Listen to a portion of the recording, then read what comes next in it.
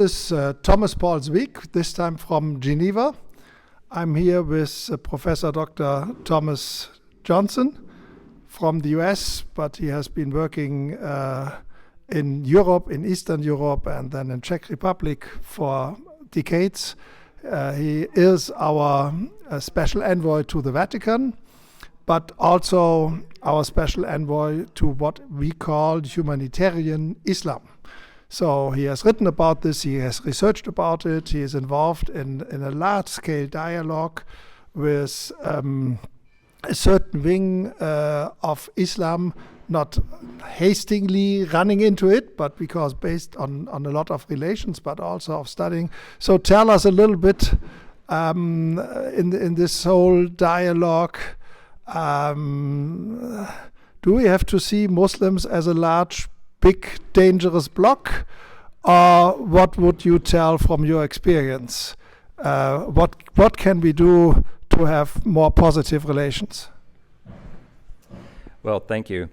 Yes, I've been engaged with the humanitarian Muslims, mostly from Indonesia, for about 4 years, maybe 4.5, and it's been fascinating to interact with them, to read their materials. But one of the things I've noticed is how different Muslims are really different from each other. The ones who get a lot of the news are the very violent, radical types who blow up a church or a hotel or a mosque or something. But that leaves most of the Muslims out of the picture. And some Muslims have made a point of explaining that in their writings, in their theology, in their ethics. And the humanitarian Muslims have made a point of saying they really accept international standards for human rights and freedom of religion. And on that basis, we can trust them to be good neighbors, I believe.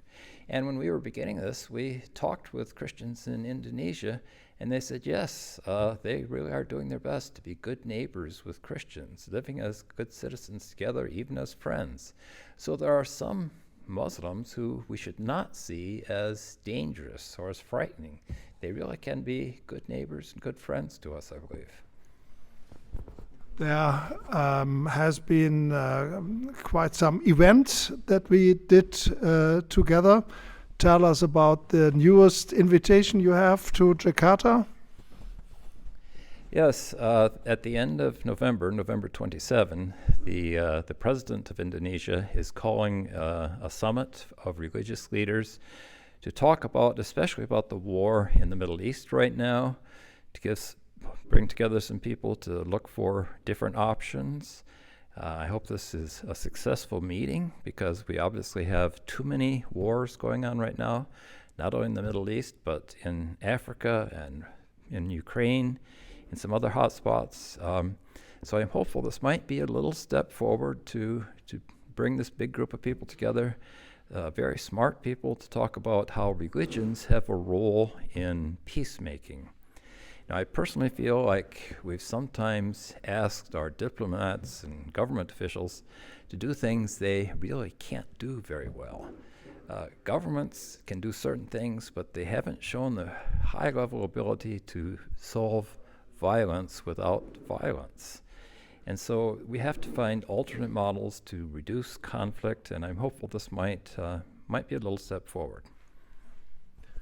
And let me add that our Indonesian friends have proven that it is more than words.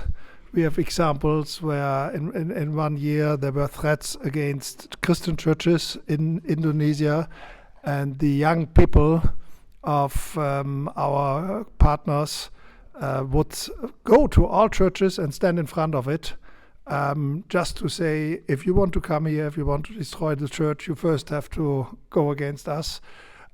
We have statements in which they have spoken up for Christians, evangelicals, Catholics in Indonesia, Papua, which is the other half of Papua New Guinea, where the Christians are very much under pressure, and they have spoken up against Indonesians using this situation with corruption and all kinds of other things and asking the government to assure freedom of religion and belief and human rights in Papua. So they have proven that this is not only nice words, but that they are stepping up for us as we have been stepping up for them.